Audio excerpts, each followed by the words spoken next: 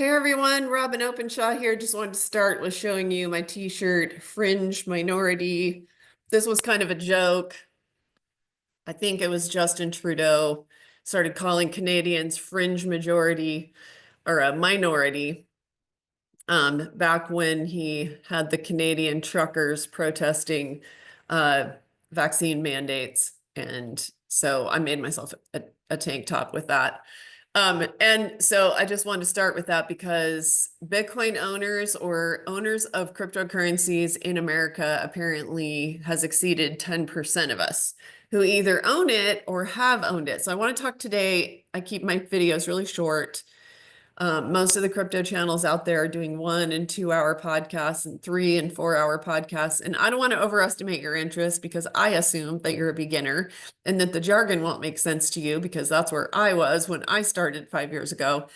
And so we are becoming a very significant minority, and we include all the Trumps. And we include every single member of the Trump administration incoming being pro Bitcoin and pro sound money and pro right to own your own store of value, which is your excess energy that you have stored in the form of some vehicle. More and more of us are considering that vehicle being Bitcoin. So today I want to talk about custodying your Bitcoin, or let's just start with an easier concept of where to buy it. Okay, I got a text from one of my brothers. I've been trying to talk him into buying Bitcoin for a few years now, and he's finally doing it. And yesterday, when Bitcoin was falling like a rock, like several $1,000s, I was like, hey, this is a good, he texted me and he said, okay, so where do I buy this Bitcoin? And so I'll just answer you like I answered him, which is get yourself a Coinbase account. It's super quick to start up an account. Link it to a bank account. Highly recommend that you get a credit union bank account. I don't think it's going to continue to be a problem for long now that Trump has canceled that Bulletin 121, I think is what it was called, that Biden had, that said banks can't get involved in crypto. And so a lot of the big banks would cancel your account or at least not let you transfer money to a crypto exchange. I think that's going to stop happening, but so far it hasn't stopped happening.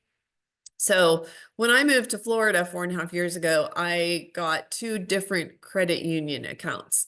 So I researched the credit unions around here. I found the ones that I felt were the most financially stable. I've been happy with my credit union accounts. I can't say they don't ever give me any trouble about it, but I don't really have a problem with the trouble that they give me with it, which is that their fraud department always calls me when I transfer dollars from my credit union account to Coinbase or Uphold or one of the companies that I have custodying Bitcoin.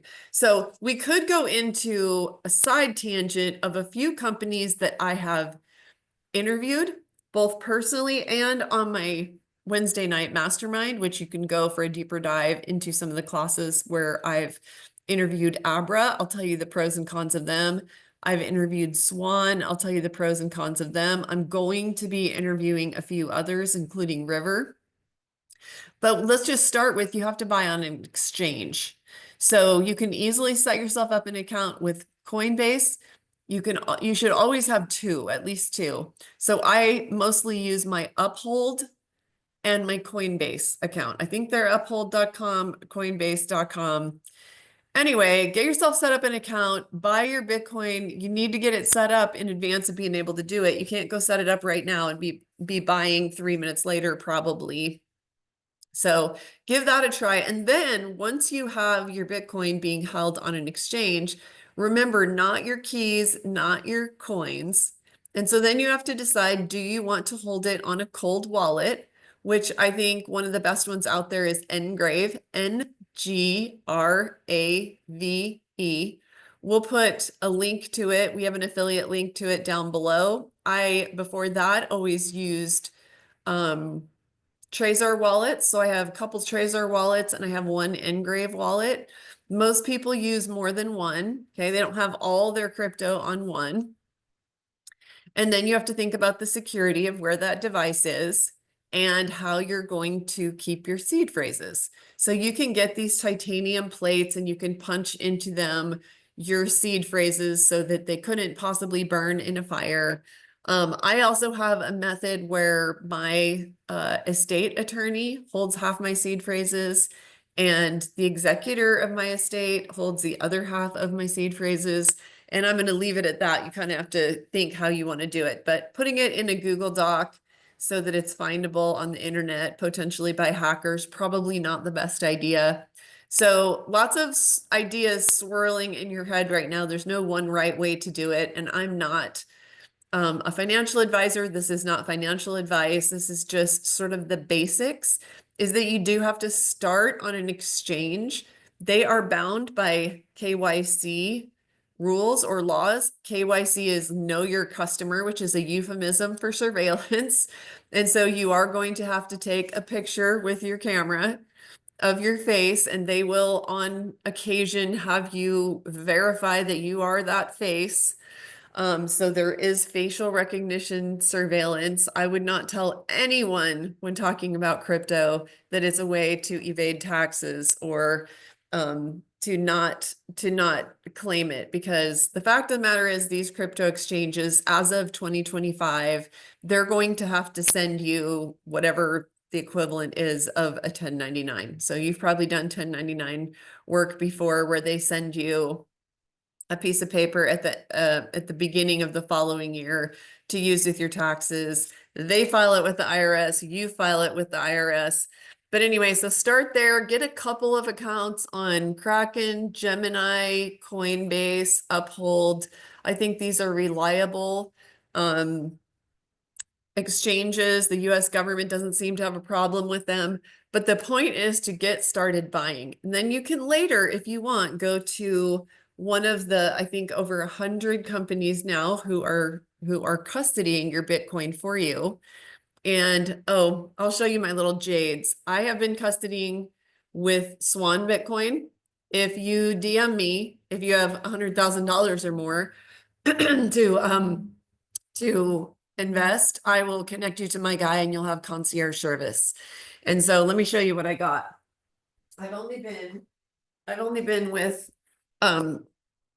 Swan Bitcoin for, I don't know, a month or so now. And at first I sent them a certain amount, and then I sent them a bigger amount once I had a good experience with them.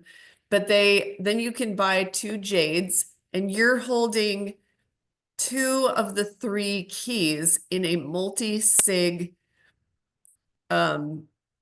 strategy for holding your cryptocurrency.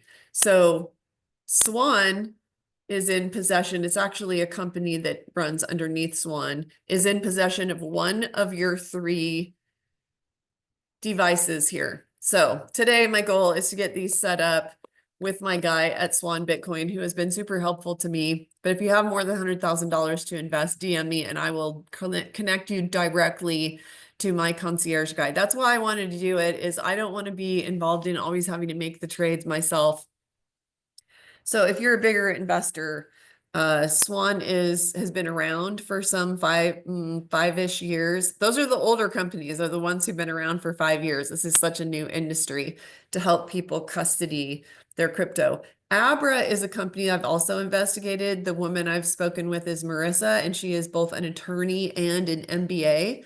And she started the division of Abra that I think I want to say they have a few $1 billion under management, maybe a couple tens of billions of dollars under management. I am not entirely sure what their assets under management are, but they've been around for, I think, 8 years, which is a long time. And what I like about Abra, even though I don't have them custodying anything for me right now, is that you can borrow in dollars against your Bitcoin. So I love that idea, because you're keeping your Bitcoin, which is, we're expecting it to be an appreciating asset. It certainly has been for 15 years. And you can borrow in dollars for whatever you want. I mean, some people probably borrow in dollars to buy more Bitcoin, but you can borrow up to half of the value of your Bitcoin. And that makes sense because Bitcoin has been volatile. And so if it were to crash in value by more than 50%, you'd get a margin call. But Abra tells me that they don't do margin calls like boom, they just start liquidating your Bitcoin. They give you a heads up about it and you can send in additional cash so that your Bitcoin doesn't get liquidated. So Swan Bitcoin, they have IRAs, Bitcoin backed IRAs, concierge service. They've been around for a good long while. They have a good track record. Tons of the Bitcoin influencers send people there. You don't have to use the two jades, but I'm going to have my two jades in two different places. Something important I didn't mention before is that you only need 2 of 3 to be able to access your Bitcoin. So I don't need the interaction of the third. I just need 2 of the 3. So the fact that they're holding one doesn't give them any rights to move Bitcoin. There has to be a second one involved, and I've got 2 of them, which will never be in the same place once they're set up. Okay, so I've just given you a little taste of some of how the multi-sig custody options work. There's another company, it's very new, it's called OnRamp. I'm not custodying anything with them, but their concept is that they and 2 other companies who are more experienced each hold one of your 3 keys. So if you trust that, their metaphor is Swan's kind of like you have another captain in the cockpit with you, right? I've got my 2, I'm in control.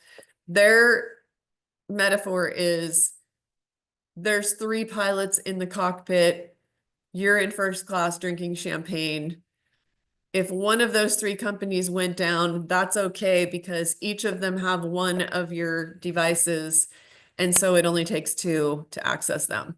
I mean, you could say, well, what if 2 of them go down? And you could say, what if 2 of them collude to steal my Bitcoin? So anyways, these are the kinds of questions that come into my mind. I think they're valid questions. Bring them on. What other questions do you have? What other topics would you like to see me do the Bitcoin for Dummies version of? Because the whole reason I'm doing this Bitcoin channel is that I want shorter content. I want it to get to the point. I want it to give the personal experience of somebody who's 5 years ahead of you in the process and teach it to you like I wish that there was somebody to teach it to me back in the day 5 years ago. I made some mistakes because I did not have a mentor. So I'm 4 years in now on mentoring people on Wednesday nights. It's for educational purposes only. We don't give financial advice, but we do answer your questions. It's super interactive.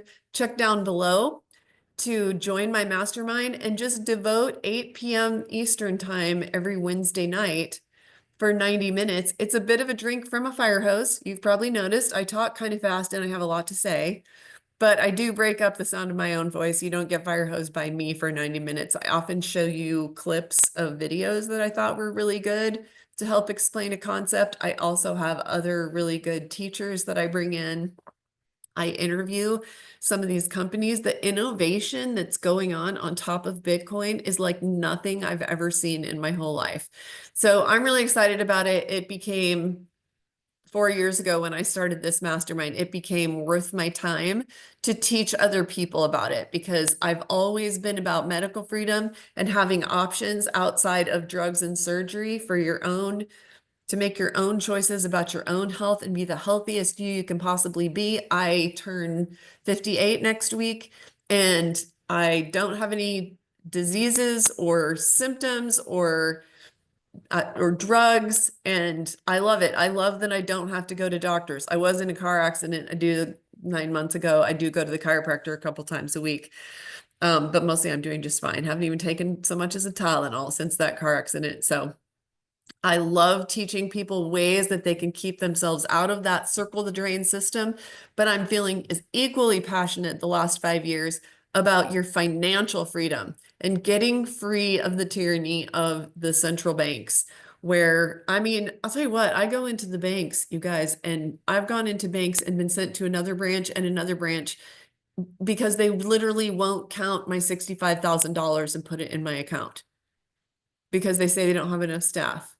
and they won't send a wire for me. Or they say, well, our manager's off today, or oh, we're closing at 3:30 today. I mean, this banker's hours thing, it's no joke. That's not just a joke. It's real. Their banker's hours are so I just don't want banks to have that much control over me. And I want to know that the responsible saving I've done my whole life is in a vehicle where I can count on it to create legacy wealth for my family, where it's there for them as a safety net for my adult children who are all out there hustling. But my youngest son gets paid twice as much as I did in my first year out of college, but his rent is 12 times what mine was. Like, how is that even sustainable? So I'm excited about Bitcoin. You've heard me say it before. If you've listened to some of my videos, I'm going to say it again. It's the millennials' big revenge. The millennials and the Zoomers who are looking at the housing market and saying, how can I possibly ever own a home? I think Bitcoin is their way to get ahead. Sure, the boomers had the stock market, the golden era, their real estate 10x in value if they sat on it long enough. That's just not the world the millennials and the Zoomers are inheriting, but they can learn about Bitcoin because I think it's early days. I think we're getting in right now before countries start piling in and it gets gamified, and countries who didn't even want to feel like they have to, because once you see the USA starts a strategic Bitcoin reserve, pay attention, you guys. You will hear it first, okay? Subscribe to my channel. If there is a first purchase of a strategic Bitcoin reserve in the United States, which lots of people want to happen, including Trump, you will hear it here. I will waste no time making that announcement. And when that happens, get out of the way. Michael Saylor's base case, that's his middle case, right? There's the bull case and the bear case. His base case is $13 million Bitcoin in the next 10 years. So I'm not making a prediction like that. I'm hoping it goes to $200,000 by the end of 2025. And then I'd be perfectly happy with 150,000. I mean, that would be like a 50% growth in 1 year. So I'm a conservative person. I make conservative predictions. I hope Michael Saylor's right. Lots of other Bitcoin maxis out there. Who'd have thought Larry Fink would become a Bitcoin maxi? So I hope that helped you understand where to start. You're going to go get on the crypto exchanges. Until you get it off the crypto exchanges and get it on a device of your own where you are going to have to be responsible for having your seed phrases recorded and not lost and in a safe, or however you want to hold on to them. That's what I do. I keep most of mine on a cold wallet. And then I'm starting to test out these custodial companies. I have Bitcoin with Swan now. So I hope that's useful to you to get you started. I know it's a quick flyby. We go deeper on our Wednesday night masterminds. Check out the link down below to get a free third month and use the coupon code Robyn, ROBYN, for another $50 off. And I'll see you on Wednesday night. Bye, everyone.